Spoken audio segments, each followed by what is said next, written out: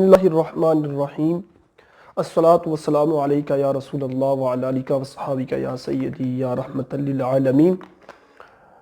एक दोस्त ने सवाल पूछा है कि अगर इमाम का वज़ू टूट जाए तो फिर क्या होगा। तो मेरे दोस्तों, अगर इमाम का वज़ू टूटता है तो उसके अंदर तो इमाम साहब के पीछे पहले तो बात ये है कि इमाम के पीछे जो लोग खड़े होते हैं उनको साहिब इल्म होना चाहिए, यानी जो सबसे ज़्यादा इल्म रखते हैं, इमामत के अहल हैं, जो इल्म वाले लोग हैं, वो इमाम के सीधे पीछे खड़े हों, इमाम के बराबर खड़े हों पीछे।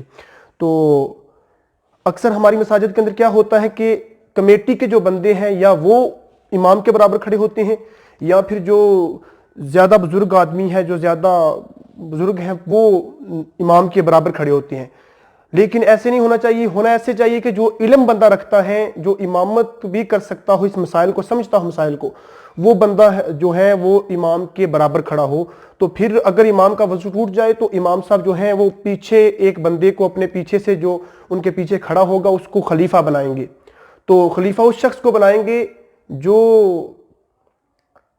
इमामत का हकदार भी हो, यानी इमामत के मसाइल को भी जानता हो। और अगर वो उसे खलीफा बनाने लगें तो अगर वो इस मसले को जानता हो कि अगर इमाम साहब को कोई प्रॉब्लम हो, वज़ू टूट जाए तो खलीफा बनाया जाता है, तो फिर तो वो खलीफा बन जाएगा। लेकिन अगर वो इल्म ही नहीं रखता तो फिर पता है क्या होगा। फिर ऐसे होगा कि जो बंदा मसला नहीं ये जानता कि इमाम के पीछे खलीफा भी बन सकता है अगर इमाम का वज़ू टूट जाए, तो फिर वो बंदे तो कहेंगे कि नमाज ख़त्म कर दें, ठीक है, इमाम साहब जो है उन्होंने नमाज को तोड़ दिया है। तो इसलिए मेरे दोस्तों, हमें चाहिए कि इमाम साहब के बराबर जो बंदा खड़ा होता है वो जो सबसे ज़्यादा इल्म रखने वाला है वो बंदा खड़ा हो।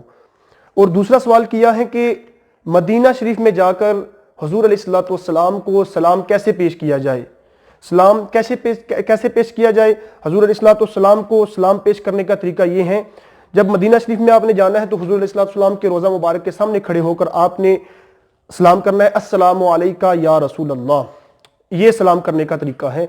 और ऐसे ही हज़रत अबू बकर सिद्दीक़ रज़ी अल्लाह ताला अन्हु और हज़रत उमर रज़ी अल्लाह ताला अन्हु, आपको सलाम करने का तरीका भी यही है, जैसे अस्सलामु अलैका या अबा बकर, अस्सलामु अलैका या उमर। या फिर आपने सहाबा को सलाम करना है जो वहाँ पे दफन है, तो आपने कहना है अस्सलामु अलैकुम या शेखैन।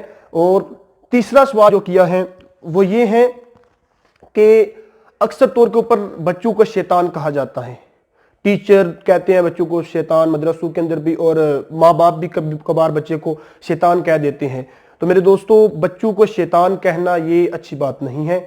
हमारे अकाबरीन फरमाते हैं कि जो बंदा किसी को कुछ कहता है फिर वो बंदे के ऊपर खुद वही जो है वो लौट के आता है। यानी शैतान जो है ये एक लानत किया हुआ काफिर है, ये जो है लानत किया हुआ काफिर है। इसकी वजह से अगर आप अपने बच्चों को शैतान कहेंगे तो फिर वो जो है कलमा आपकी तरफ लौटेगा, तो ये बड़ी गलत बात है। हाँ, किसी और अच्छे लफ्ज़ से आप अपने बच्चे की जो है शरारतें अगर वो करता है तो उसको कह सकते हैं, कोई अच्छा लफ्ज़ जो है बंदा है इस्तेमाल कर ले, लेकिन ये लफ्ज़ नहीं इस्तेमाल करना चाहिए। शैतान जो है ये लफ्ज़ गलत है, तो बच्चे को शैतान नहीं कहना चाहिए।